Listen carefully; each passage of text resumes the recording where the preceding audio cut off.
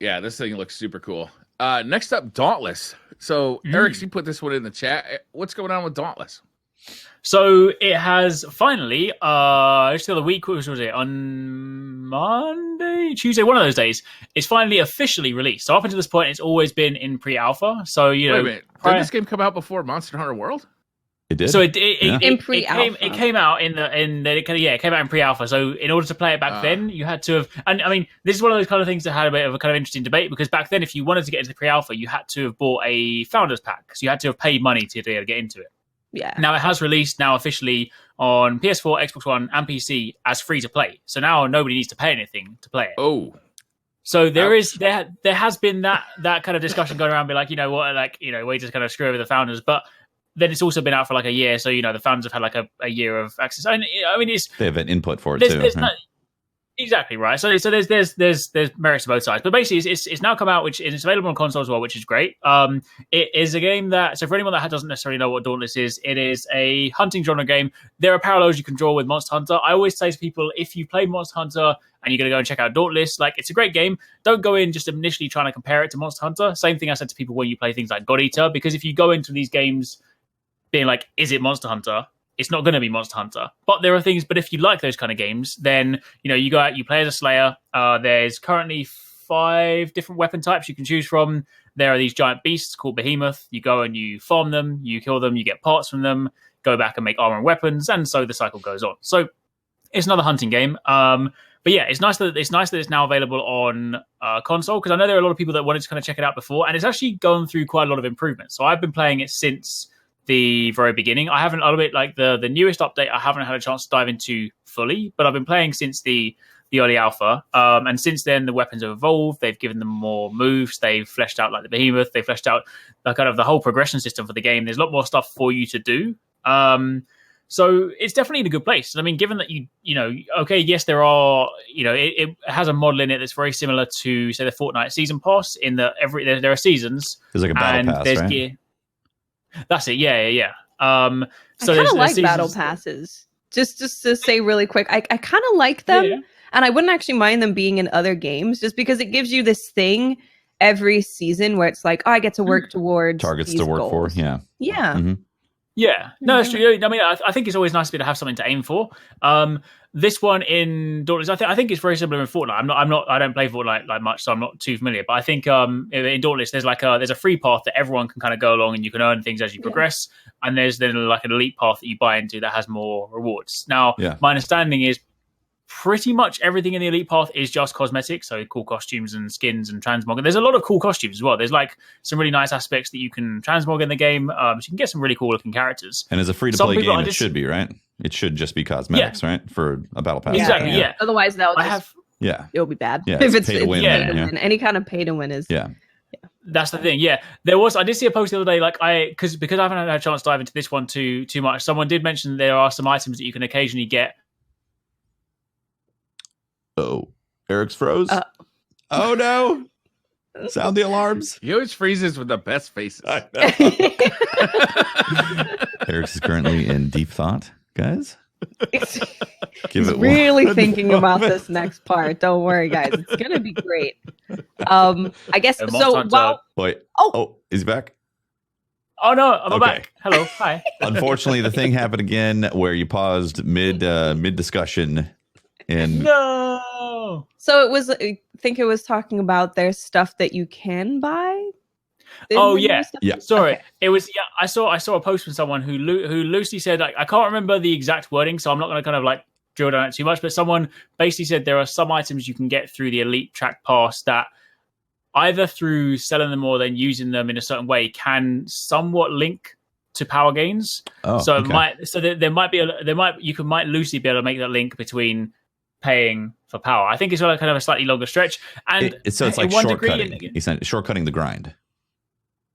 I think it was something like that. I need to try and dig out the post. I'll see if I can find it in the background. But but I think the main thing to kind of like to draw home from this is, like, irrespective of that, in a game like this, you know, it's not a competitive game. You're not competing against anyone really. Like, you're just like largely speaking doing that. So if you're someone that ultimately were ever to pay for power, it's like when they introduced stuff like that in, what was it Far Cry? One of the Far Cries earlier had like a load of like microtransactions and stuff. It's like, if you're going to pay for that stuff in a single player game, you're only really cheating yourself. it's like you're only really cheating yourself, right? I mean, like if I say, "Oh, I can defeat this behemoth a little bit quicker because I spent my own money," it's like, all right, but then that's on you, right? It's not like I'm going to be beating you to like a raid finish because I spent £10, right? Yeah, you're cutting your experience from the single player because you don't want to spend as much time on it, and that's up to you. Assassin's Creed Odyssey for like $10, I think you could like double the XP that you earned. Yeah, some crap like that. And I think the controversy it's like was it's a single player game. You're just kind of but the controversy was, well, did you balance the game so that it just takes forever? Like you're just grinding forever. And then they did ultimately put out a patch to fix some of those things because they realized, it was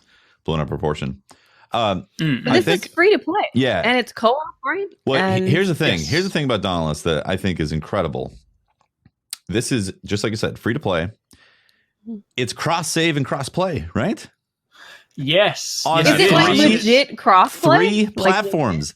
Xbox, PS4, and PC. Legit cross-play and cross-save. Finally, in 2019. Coming to Switch? I don't know. Was that for Switch? Is it coming to Switch? I think there was a message. There was a rumor the other day, or like something that I think they're planning to try and work on it. I think there was even plans for like a mobile version at some point as well, but that's like much further down the line. So at the moment, just these 3. Just as a Destiny player, this just makes me go, oh my god! Please pave the pathway. This is super for exciting. Games to be like this, super excited because Fortnite was like this huge thing in the industry, right? And it was kind of like people were saying, well, yeah, Fortnite's just so big that PlayStation and Sony were like, sure. But Dauntless isn't a game that is this giant, crazy game. And they've been able to have cross-save, cross-play. Yeah. So that makes me just excited as a gamer that maybe in the future for all games, it will just be standard that you can play with whatever console, whatever platform. Sony seems to still be the holdout on this, right? Is they still want to block these deals, because they really are trying to protect, their lead in the console generation. That seems to be the biggest thing. Nintendo and Microsoft have been working a bunch on different, getting games cross-platform, and obviously the PC is easy peasy. So even if it's just those 3. And they leave Sony out because they don't want to play nice with others. But the thing see how that goes for them in the long run. Right? The thing is, Dauntless is finally like they put the pole in the ground. Like this is official. We have a triple platform cross-play, cross-save game that's awesome. Happening, which makes it now go. It's like, okay, well if it's working here, why not put it into other AAA titles? Like. I think we will see it in more AAA titles. I think we will. I don't see a future where Destiny doesn't have that. I don't see a future where like almost all games, especially grindy online games, don't have that. Because sometimes you're going to want to play on your PC, sometimes you're going to want to play on your TV, and sometimes you're going to want to play on your Switch when you're out, and about. It's just going to sell more hardware and more copies of games. I agree. Just straight up, it's going to sell more. I feel like there's going to come a point where at the moment, like Sony being protective because they're ahead right now. Because I know it's always like the running joke, like Xbox doesn't have any exclusives, PS4's got all of them. But like fast forward to like the next generation, obviously we don't know how it's going to pan out just yet. But this is kind of something I was chatting to someone about the other day. It's going to be a really interesting shift, and I feel like the next generation is where I could genuinely see Microsoft bringing their kind of lead back, because they're going to have a crazy value proposition when it comes to launch, because every time a new console comes out, everyone's always like, what game do I buy? Because a new console isn't cheap, right? So for most people, if they can buy a console and one game, right? Now Microsoft has been they're behind at the moment, but they've been making such a huge push for Game Pass. Now fast forward to when the next Xbox comes out and that console launches with 3 months of free Game Pass, which gives you every single launch game.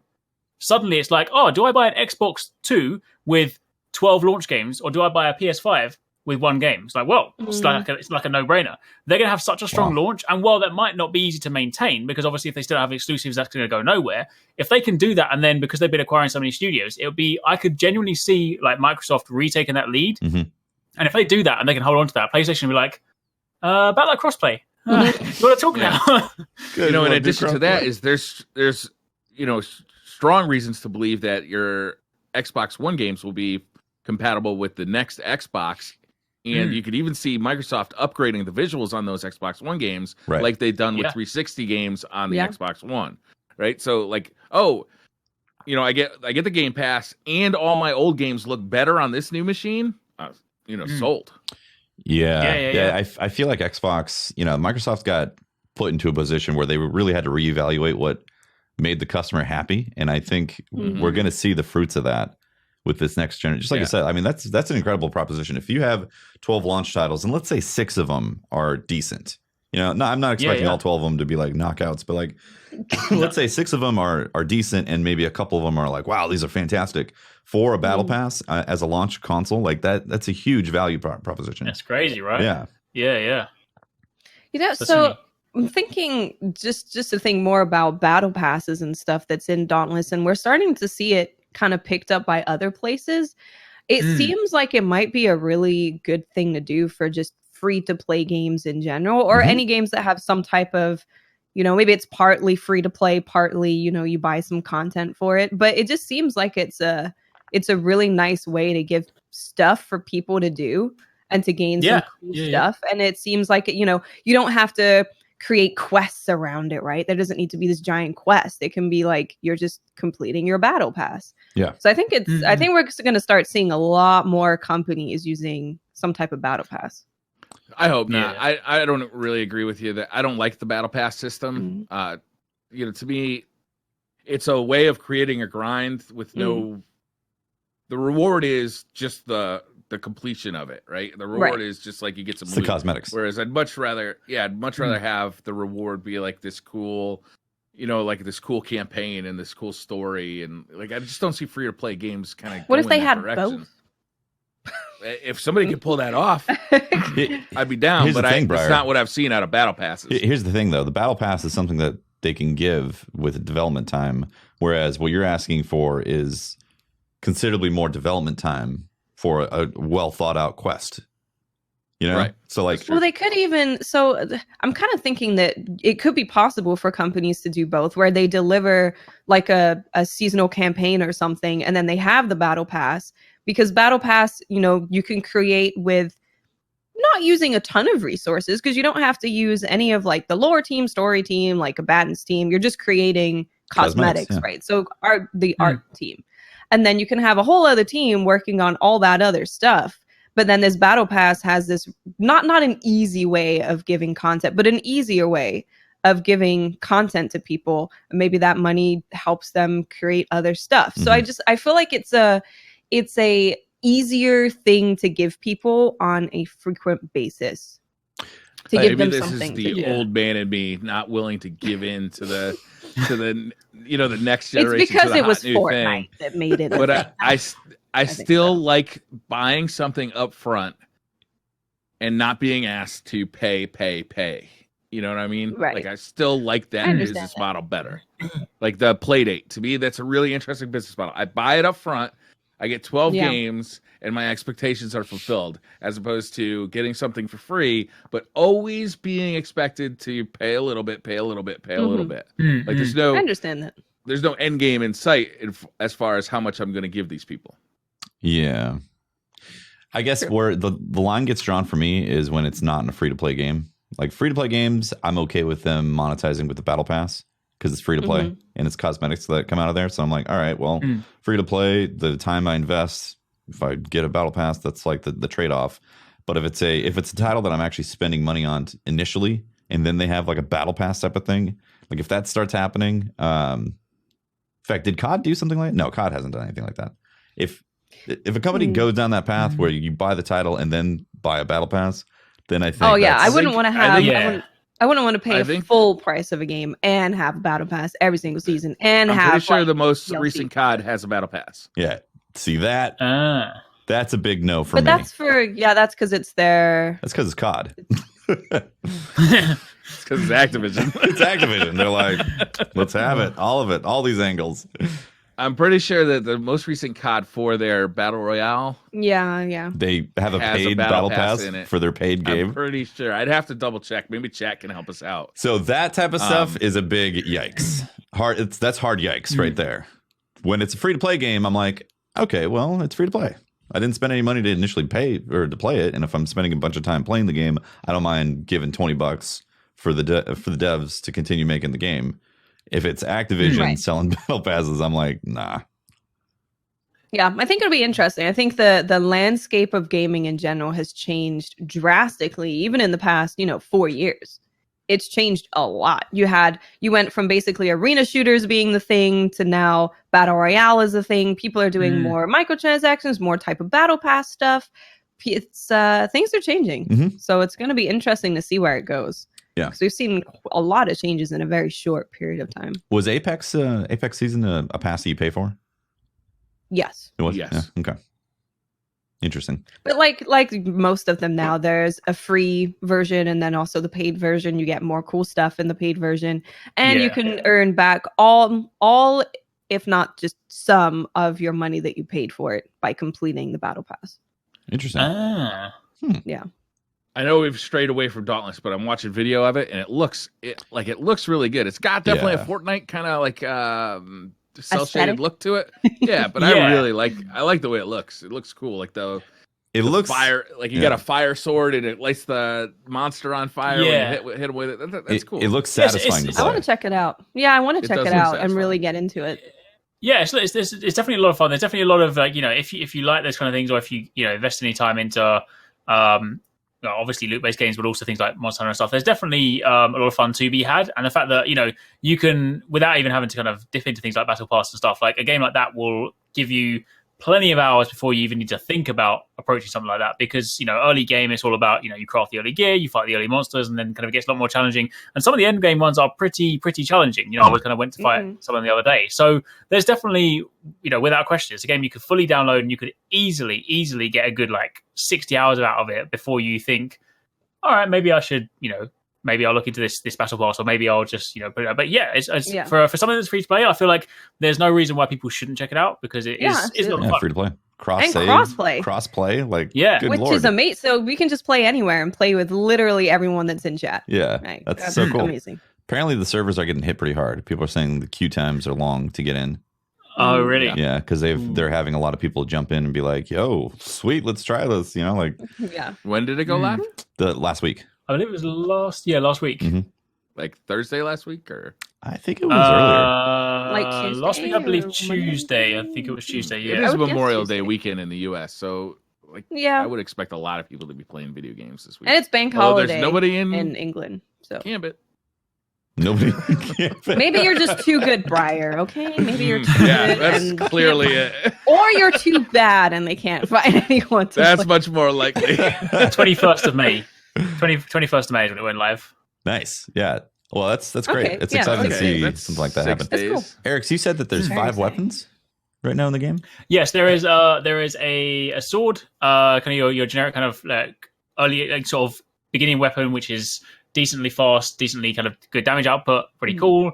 There's an axe, which is probably my favorite one. Nice. It's pretty like slow hitting, and it's got like a charge mechanic, like a great sword. But then when you do charge it, basically like that. But you can use it faster. But if you charge it, it's got like a power meter you build up. But they added a new move into it where you can now throw the axe, and then when you bring it back, you jump up in the air and slam down. So it's really cool. Oh, that does sound fun. There's a gun hammer. So you can you basically use it as like a hammer, but then in between you can fire shells out of it. But you can then also turn it around, fire the shells, and use it to like launch yourself into the air. Oh, I like the sound of this. Sounds fantastic.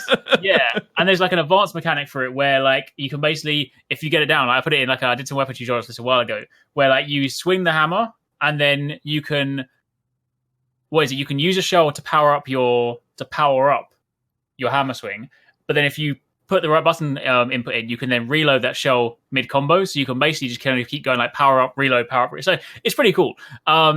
They then have a thing called the Warpike, which is kind of like a glaive, but you can also fire out like shots from it. So it's got like a little laser thing that you can like fire out. But it's sort of like you can move it's kind of like the insect glaive for Monster Hunter without the Kinsect components. I like that. Yeah. That's really cool. And they've recently added the Ostian repeaters, which are the guns. I haven't had too much experience with those ones, but they are like the revolvers. That sounds really cool. So yeah, this is really. I'm excited about all of that.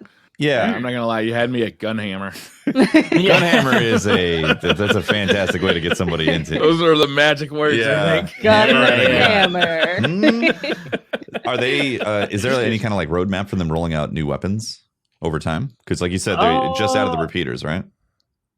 Yeah, I'm not too sure at the moment. As far as I'm aware, I mean, because when they first did it in the alpha, they because it first came out with sword, gun, hammer, axe, and sorry, I'm forgetting one important weapon: chain blades. Chain blades are like 2 sickles with like a chain between them. You're super fast with them. Like you can do like an instant dash. You're basically like that, and then it's got a really cool mechanic where you can throw the chain blades onto the monster, pull yourself towards them. You can do loads of combos, and you can backflip away. Sounds amazing. Instead of having a dodge roll. Yeah, instead of having a dodge roll, you have like a ninja dash. You're like, oh my god! Yeah, okay, also yes. But when I think it first you just came out, sold me on Dauntless. Like I'm checking this out. As soon as we're Briar's done with like, the raid, press that download button. That's actually as how soon I've as been we're looking done at it. with as soon as I'm done with the we're raid, done with the Destiny Dauntless raid, I'm in for Dauntless. yeah. This will be a perfect like summer game, right? Because the summer's kind of like not much is happening, so you can jump in and just really get some good Dauntless time.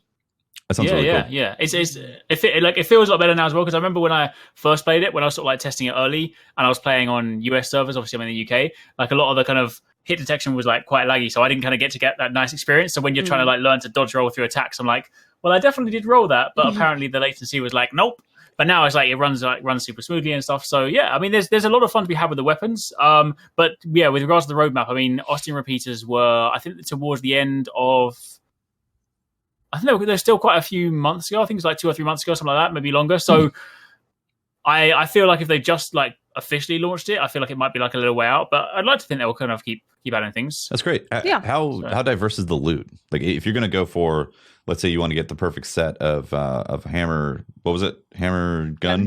Gun hammer? Gun hammer, yeah. So you want to get like, is there multiple legendary gun hammers, or is there like one legendary gun hammer? Yeah. So much like it is for Monster Hunter, there are like weapons and armor for every single behemoth you fight. So Beautiful. you know, like each monster you go out, you farm that, you get your cool gear set, you get your weapon for that. There are some. This is one of the things I haven't personally been able to mouth right now. Oh, dude, 100%. I'm like, you can farm for things from these guys. Yes.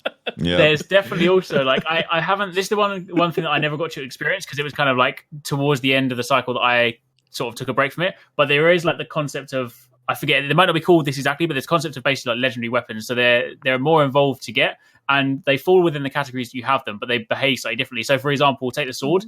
Sword is like a mechanic where, you know, when you charge it up, you can then unleash a move, which then imbues your sword with like whatever element you've got. But there's a special legendary version of that when you activate it, you basically get this sort of like demon form that you can then like dash around and like dash through things and stuff. So there are a few legendary weapons, or like the war pike. There's one where I believe it fires like a crazy like rainbow beam that's just like different to all the other beams. So there's some nice stuff to pursue. Basically. That sounds fun. That sounds really cool. Yeah. Sounds amazing. Yeah. I need to play Dauntless. What's the difficulty like in terms of, I guess, comparing it to Monster Hunter World, because that's probably what people have played most recently. That's somewhat similar. Yeah, I would say, well, at least entry level and stuff like that, I didn't find it as challenging, because I feel like I feel like Dauntless is good because it's very easy to pick up. Like Monster Hunter is one of those things where even with World, where they made like loads of great quality of life changes, it's still quite a kind of tough barrier to entry. So I feel like it's definitely very easy to kind of get on with. Some of the end game stuff is definitely more challenging, because when I came back to do some videos recently and stuff and kind of just jumped in at the end, I was like, oh, I haven't prepared for this, and I kind of got slapped around a little bit. So I think it does ramp up quite a bit, and there have got like some ultra tough stuff, but I haven't kind of got too much experience with that, so I can't really talk on that too much. Makes me want to play Dauntless. Same. Might have to slip it in this week in between raid prep. There we go. Bold move. Briar, you're not allowed to do it. You have. I swear to God, you better be 700 before you touch Dauntless. He'll be raiding and be like, "Where's my gun hammer?" I mean, wait, sorry. I mean, my bad drops, Tefty. It was all bad RNG. It's not my fault. Oh man.